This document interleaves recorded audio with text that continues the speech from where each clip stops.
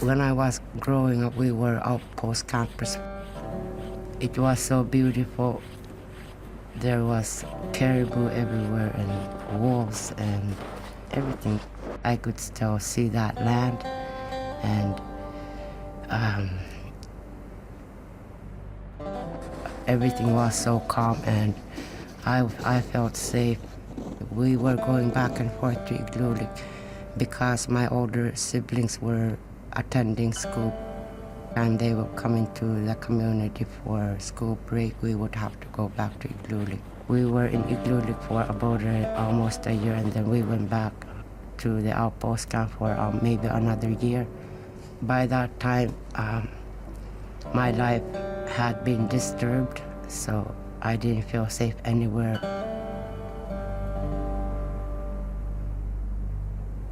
My name is Lavinia Curley.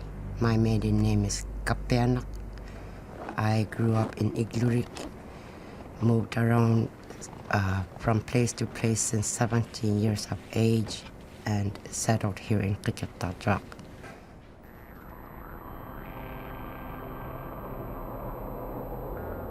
When we were outpost campers, my mother and my father never seemed to fight. My parents were really good at telling me stories and telling me how to be a good person. My mother was Annie Kapiana, Anna Katruqaño. My mother was very much into praying. She was praying all day. My father was George Agea Kapiana, and he was a really gentle man. He gave me wisdom, and he taught me how to be loving. Summertime, we would be in a tent. Then once fall starts to come, my father would build ice house. It was bright in there, because it was like glass everywhere. And we would move into that place for at least a month while my father built a sod house. Then once the sod house was done, we would move into that sod house and live there for the winter. Although I have two older brothers, but they were married with their own family. And I was the youngest, so I had to help my father because he didn't have a son to help him. And what do you remember most about those hunting trips with your father? Walking. Caribou hunting. We would walk miles and miles every day, and we would carry the caribou meat back to the camp for miles and miles, mountain after mountain. I tagged along with him throughout the year, so I was familiar with all this, so I enjoyed it.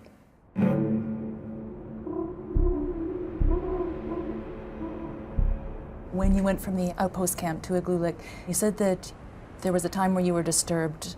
Well, what happened? Molestation. When I was growing up, there were 5 men who were molesting me all the time. I felt safe at home, and I felt safe at my sister's house, and those are the only places I felt safe. I think the first time it ever happened was when I was 4 years old. It continued over the years for 10 years. I was angry at first, hurt, and confused. I knew something was wrong with me because I was going wild. I was drinking and doing drugs and having sex with whoever because of the pain. I got pregnant at a young age, gave birth, but my parents adopted him. And at 17, I left Igloolik for good. I didn't have any idea where I was going. I just needed to live. I always saw those men every day, daily, and it was driving me crazy. Did you ever want to tell your parents what was happening? When it happened the first time, I told my mother, but she beat the shit out of me and told me never to say these things. So I never said anything about it ever again. I just took it daily, almost daily. You and your father were so close.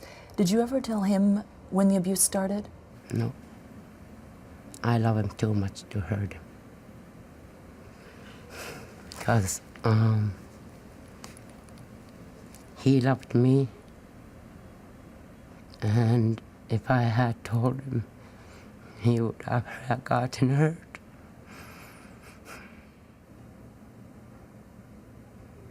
I sniffed a lot when I was a child because that was making me numb and not making me remember. I started using marijuana because it settled me, and then I started drinking. I just didn't care. If there were no booze, I think I would have gone crazy. I was drinking 365 days a year before. I drank for so many years, just drinking and partying and doing things that I regret. And I didn't know what was wrong with me. I thought I was so evil.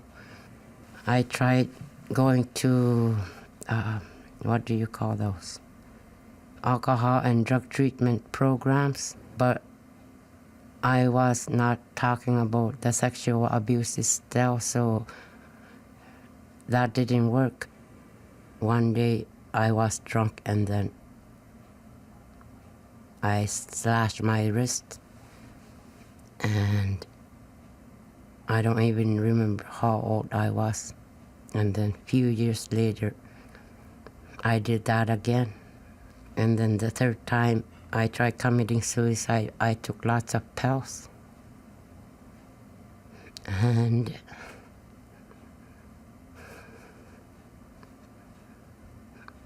I almost died that time. I don't remember anything except that I went to this very dark place. I started praying, and a voice told me that I still have a flicker of light within myself, so that therefore that I will get out through that flicker of light. And then I was out of that place, and I was in a hospital. I tried committing suicide maybe 3 times, but never succeeded. Good thing. I'm glad I never succeeded.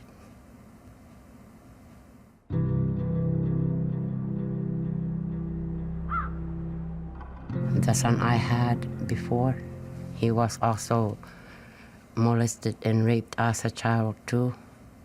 I was not living in Igloolik, and he was living in Igloolik with my parents, so I didn't know it was happening to him. He told me when he became an adult, and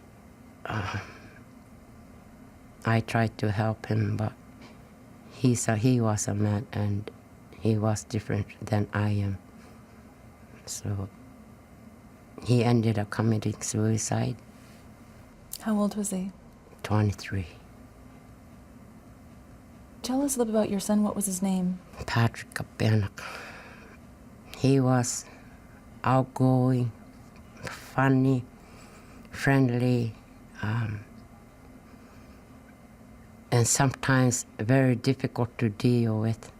He would help everybody. Like when he was growing up, he was always bringing, like, if there was caribou meat or Arctic char, he would just grab it and bring it to elders.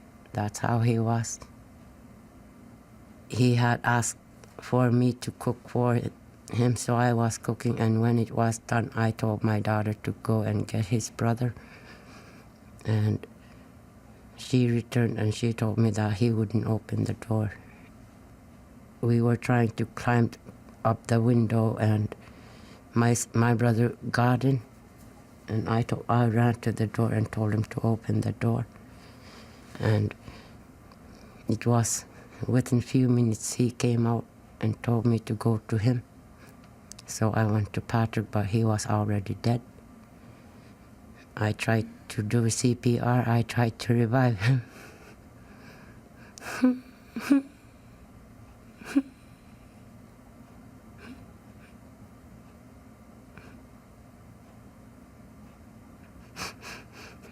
But I couldn't.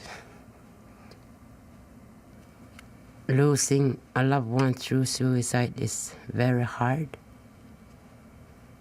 I'm glad I didn't let my parents feel that pain. I felt really bad about that because I had tried committing suicide a few times, and I'm glad I didn't succeed because I didn't make my father sad. I don't want to cry.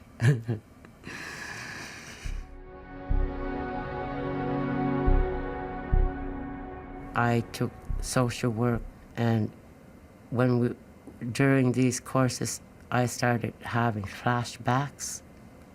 The smell, the way a person moves, or anything, everything was triggering, and it was scaring me. So I went to my teacher, Debbie, and to Maria. Those two ladies helped me so much. They actually made arrangements for me to go down to Toronto for therapy. It was such a big community, city. It was like a never-ending story. And I went to Yonge Street, and that was like in a movie. My mind was just within the community, like within Nunavut, and what's in Nunavut. But when I went to Toronto, it was like a whole new world. The therapists were all Kadlunaks, white people. And because they were so good, they helped me to remember. I was crying for 3 whole days. I couldn't stop crying. I thought I would never stop crying. It was like someone had died. It was that feelings that I had lost someone. And on the 4th day, I started talking, and I have been talking since. That's when I didn't really want to drink anymore, because I started to care about myself. And when I was growing up, I thought my childhood was only just bad stuff, because I couldn't remember any good stuff. And when I started to heal, I started remembering good times with my mother too, and the loving times that she gave me, which I had never remembered for a long time. And I actually had fun as a child too. I thought I never had fun. And up to today, I'm still remembering my childhood.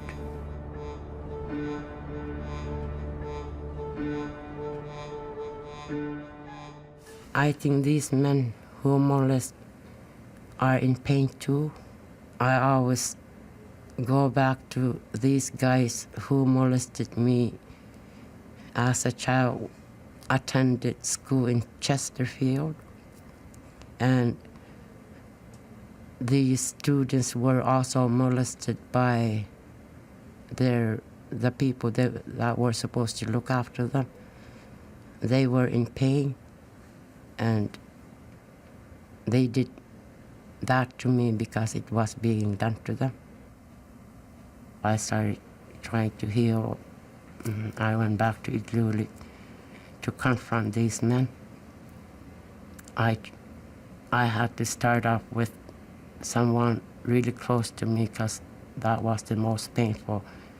And that first time, that person denied it, saying that it was all in my head.